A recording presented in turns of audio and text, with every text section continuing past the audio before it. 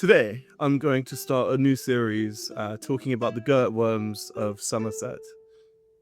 This is the first short story and poem, The Charge of Betrayal. From the hollows of Shervage, the Gurt Worms issued their silent, thunderous decree, rippling it through root and stone across all of Somerset. The alliance between the Jingle Worms and the Romans was, in the eyes of the Gurt Worm Covenant, a betrayal of the Fat Pact. It was an ancient understanding, older than the hills themselves and considerably older than any road the Romans had ever cut through them. That the land belongs to itself and not to those who merely walk upon it. The Jingle Worms had traded the richness of their being for the comfort of definition. They had sold their birthright for the warm, shallow pleasure of knowing their place. Rome was depicted by the Gurt Worms in their deep tectonic song as a force that eats the world by naming it.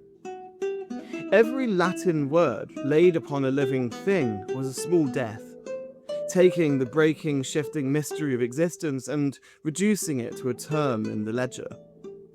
By joining this enterprise, the Jingle Worms had become part of the machine that consumes the wild, that turns forest into timber resource and sacred spring into an aquifer. Well, the Gurt Wyrms of Somerset sent an emissary, an ancient one, half oak and half serpent, who moved through the woodland as slowly as the centuries themselves.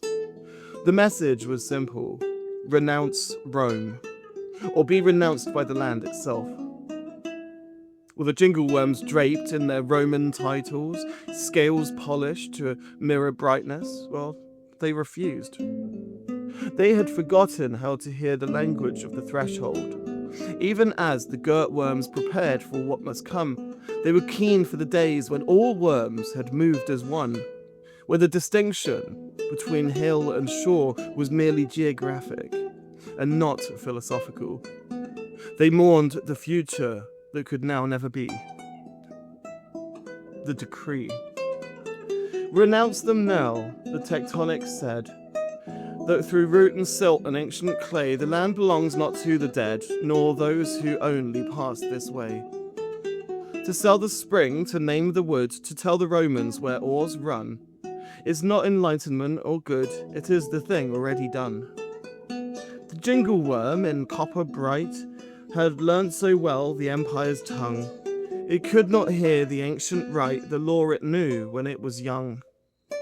Come back, the decree rang, through Quantock stone and Kilve shore, but bright the Jingle Worms' armour sang, and bright it stayed and nothing more. So mourned the song that once rang true, the hill and shore in common breath. The Gurt Worms mourned the old, the new, and then prepared the thing like death. That was the first part of the Gurt Worms of the Great Wyrms of Somerset, the Gurt Worms. This book is available in Waterstones, etc.